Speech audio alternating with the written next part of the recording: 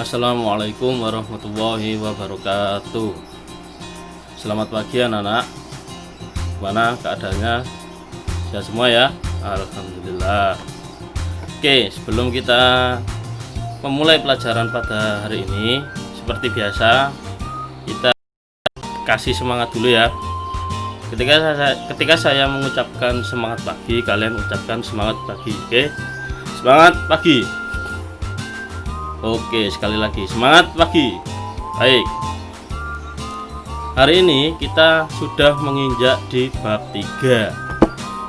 Bab 3 kita akan membahas tentang perumusan dan pengesahan Undang-Undang Dasar Negara Republik Indonesia tahun 1945. Nah, fokusnya hari ini kita akan belajar tentang bagaimana undang-undang itu dirumuskan, lalu bagaimana undang-undang itu disahkan. Jadi ada prosesnya, ndak ujuk-ujuk tiba-tiba undang-undang itu ada ataupun muncul gitu ya.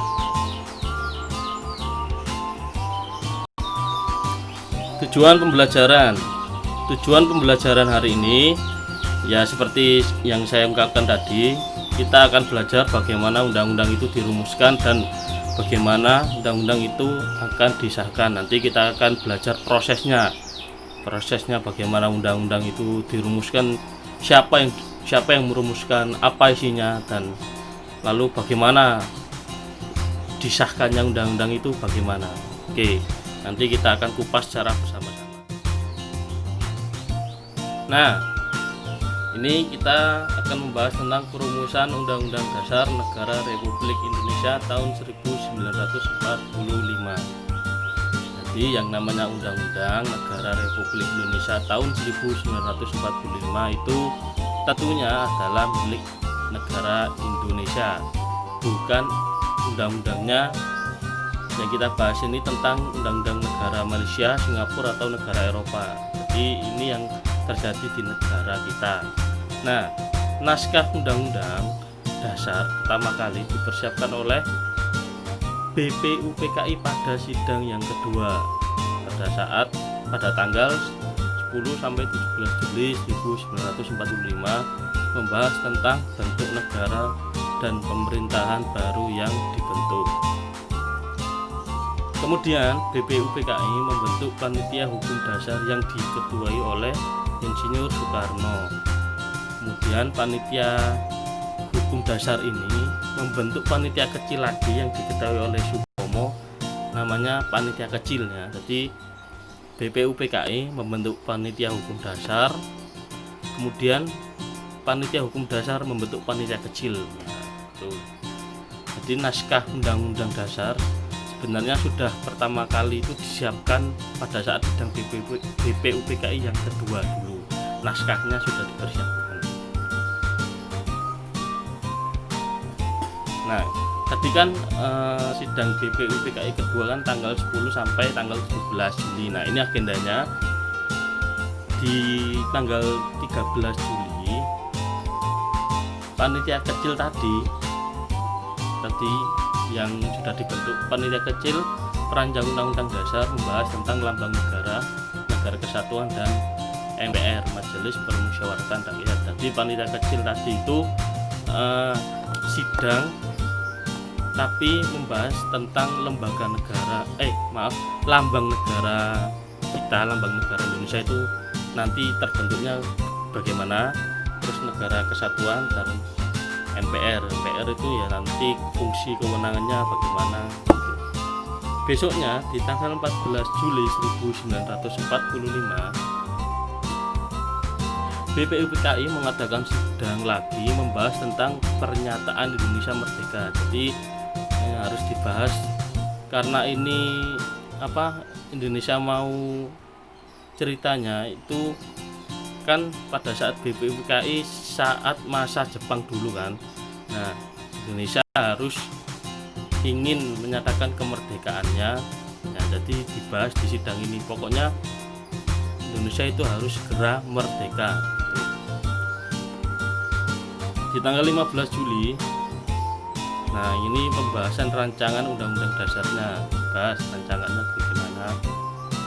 Terus tanggal 16 Juli naskah Undang-Undang Dasar diterima dengan suara bulat pada sidang PPKI. Jadi maksud dari dengan suara bulat itu diterima secara bersama, kesepakatan bersama. Jadi semua anggota rapat, anggota sidang itu semuanya sudah menyetujui ini naskah undang-undangnya gimana yang sudah dirancang oleh panitia kecil tadi itu ya.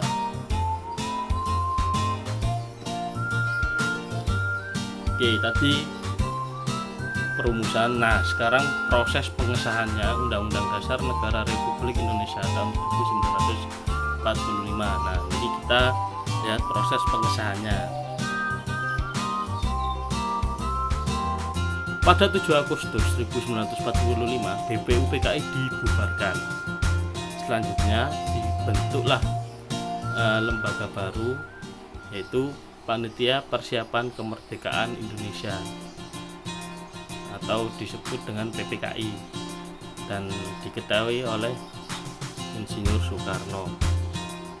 Jadi pada tanggal 7 Agustus 1945 BPUPKI bubar, terus dibentuklah PPKI. Gunanya apa ya? Ini untuk persiapan, nanti persiapan kemerdekaan Indonesia. Ini kan namanya Panitia Persiapan Kemerdekaan Indonesia.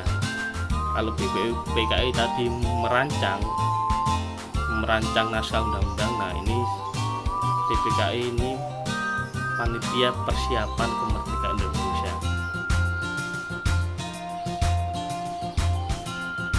Nah, setelah itu ngapain PPKI itu? Nah, jadi ceritanya pada saat tanggal 18 Agustus 1945 PPKI menggelar sidang. Ya, jadi ini ceritanya setelah proklamasi. Proklamasi kan terjadi pada saat 17 Agustus 1945 menyatakan Indonesia merdeka, Pak Soekarno dulu. Nah, besoknya tanggal 18 ini PPKI langsung menggelar sidang. Agendanya memilih presiden dan wakil presiden. Kenapa? Karena setelah Indonesia merdeka harus ada yang memimpin, yaitu memilih presiden dan wakil presiden biar tidak terjadi kekosongan kepemimpinan. Kemudian menetapkan dan mengesahkan rancangan undang-undang dasar. Nah, tadi yang sudah disiapkan oleh sidang BPUPKI yang kedua tadi kan sudah naskahnya sudah disiapkan. Nah, ini nanti tugasnya PPKI untuk mengesahkan. Jadi berkelanjutan.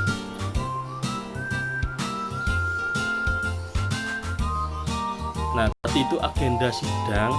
Kemudian terjadilah hasil atau keputusan sidang PPKI tanggal 18 Agustus 1945. Jadi sudah sah atau ketok palu. Nanti ini 3 poin.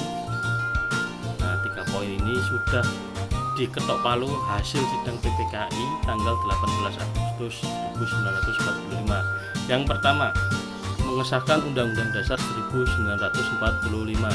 Nah, tadi sudah Undang-Undang Dasar sudah dirancang, kemudian PPKI yang mengesahkannya itu terjadi setelah proklamasi ya. Ingat, kapan Undang-Undang Dasar itu disahkan? Setelah proklamasi, yaitu tanggal 18 Agustus.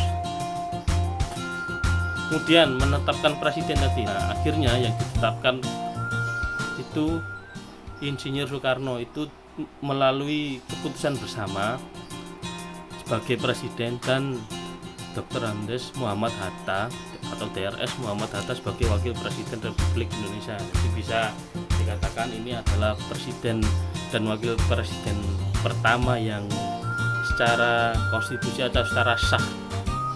Ini presiden pertama dan wakil presiden pertama Indonesia. Kemudian membentuk Komite Nasional Indonesia Pusat atau biasanya disebut KNIP. Nah, di sini anak-anak mungkin bingung ya, apa itu Komite Nasional Indonesia Pusat?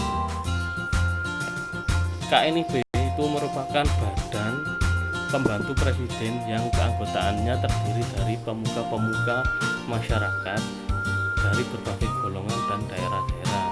Ya, garis besarnya ini adalah suatu badan yang membantu tugas presiden atau bisa dikatakan dengan penasihat presiden. KNIP ini diakui sebagai cikal bakal badan legislatif di Indonesia. Jadi badan legislatif itu yang membuat undang-undang kayak seperti DPR. Jadi dulu itu DPR-nya dulu cuman namanya bukan DPR tapi namanya KNIP. Jadi banyak sih. Jadi KNIP itu ya juga termasuk penasehat presiden, juga pembantu presiden yang membuat undang-undang. Itu namanya KNIP.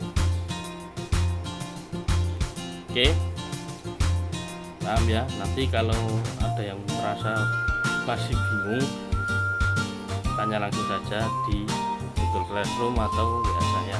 Oke, sekian, terima kasih. Mudah-mudahan